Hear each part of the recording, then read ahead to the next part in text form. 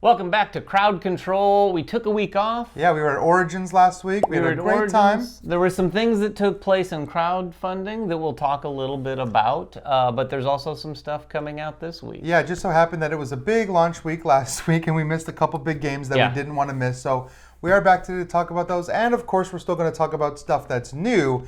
And in fact, this is very timely, almost like they planned it this way.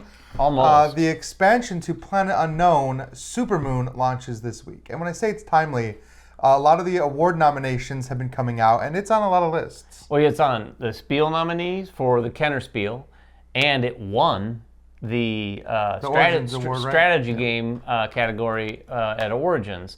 So it's doing okay. I don't think they knew that those things were going to happen before they kind of started putting these. Maybe, I don't know. The Spiel thing, the nomination may have, given them a little inspiration to get this campaign going.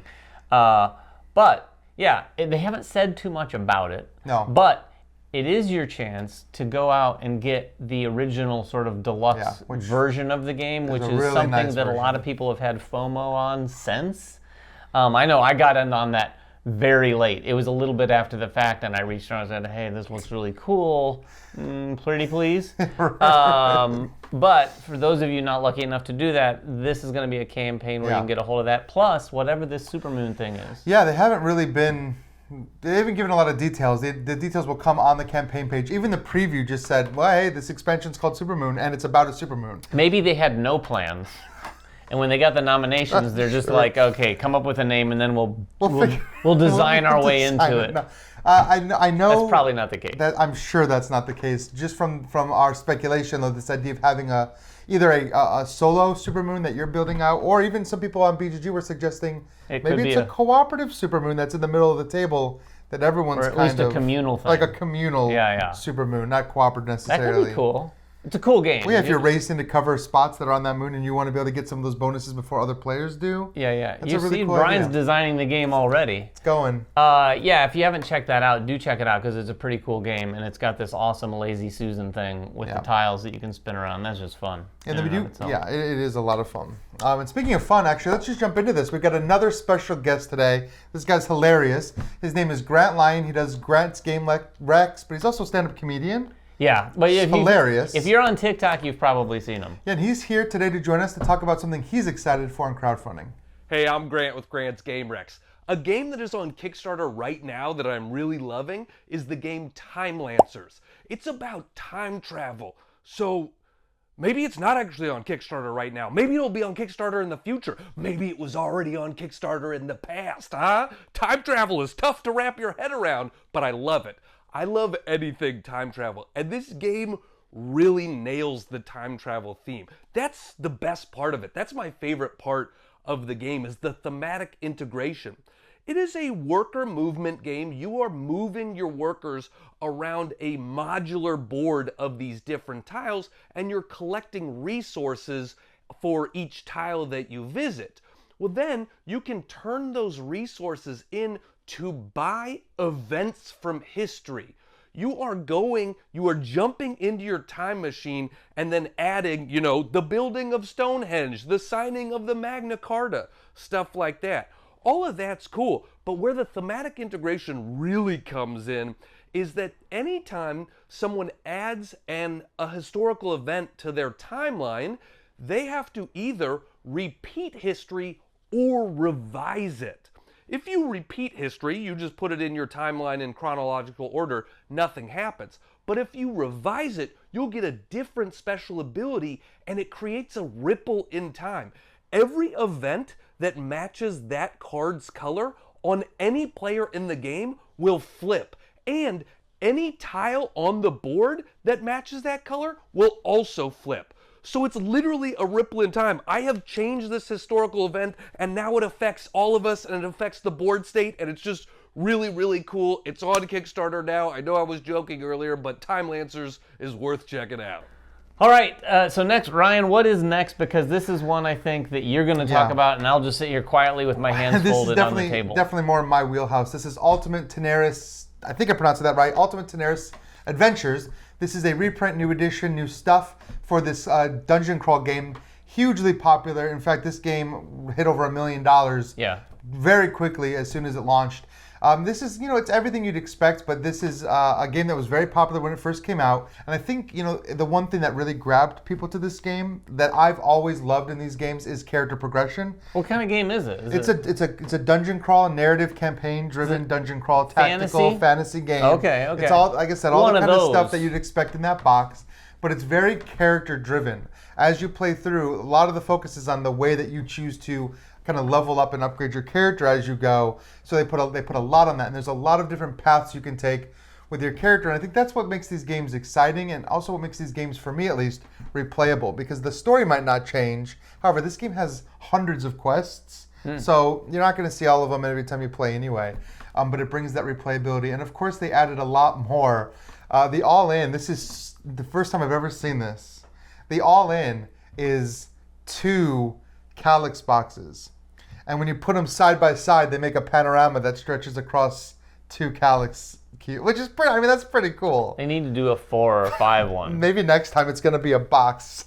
It's going to be with a letter T-A-R. No, I just think it's cool. The presentation on this game is great. The miniatures are great. T-A-N, I guess. I spelled it wrong. T-A-N, yeah. So I think this is that kind of game. Like, if you like this style of games, this has made a name for itself as one of the top ones. But it is back and hugely successful already. All right. The next one is a little bit more in my wheelhouse. And in fact, if you watch the channel, you've probably seen or just played on it. It is Shipwrights of the North Sea Redux. Yeah. So this one is, as we said in that video, a redo, a do-over, if you will, of Shipwrights. It's a do-over. Shem looked over and he said, I call do-over. And he went back and he redid Shipwrights from the ground up. This is got some similarities thematically and everything, obviously. And in fact, if you play any of their games, there's going to be a lot of things that you find very familiar about it. But it starts with a draft, and you're going to be taking cards and then using all those cards to do all sorts of different things. A little bit multi-use cards, because you can just discard them to do this. You can, there's lots of things to do. But the fast and furious nature of all the transactions you're making on your turn to sort of solve the efficiency puzzle is kind of where this game is at. Plus, all of that is done.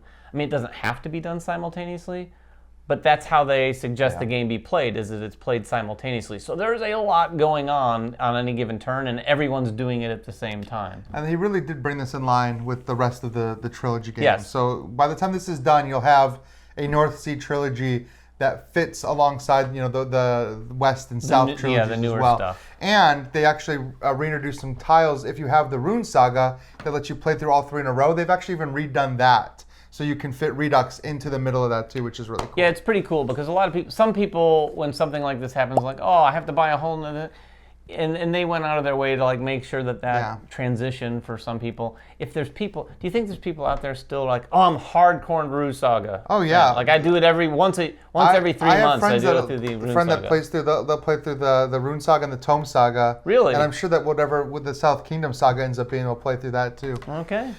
All right, well, the next one that I want to talk about is a very hotly anticipated reprint. This is the game that people have been begging to be made for years, and this is Cyclades Legendary. How's it pronounced? I've always heard Cyclades. I looked it up online.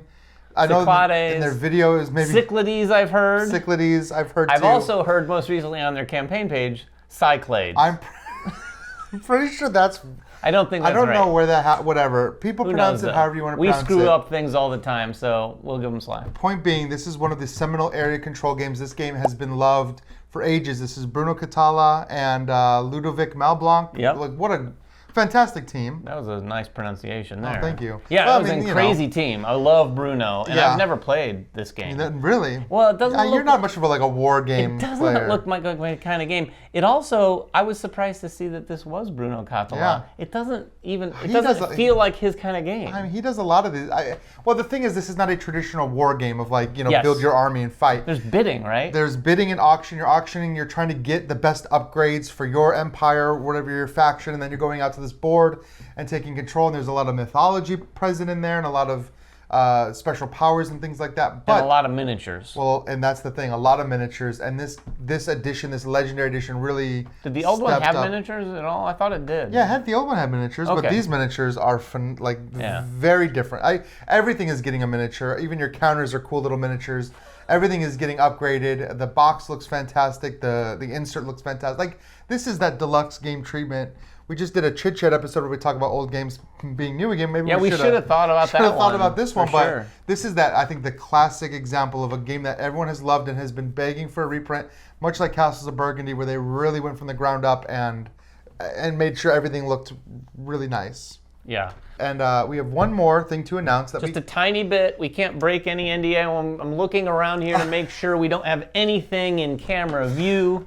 But we're allowed to say, so also this week, a new crowdfunding campaign. This is interesting. Tabletop Tycoon is launching a campaign on their own website. So they're not using one of the major players. They're doing it on their own website for a new Everdell standalone game.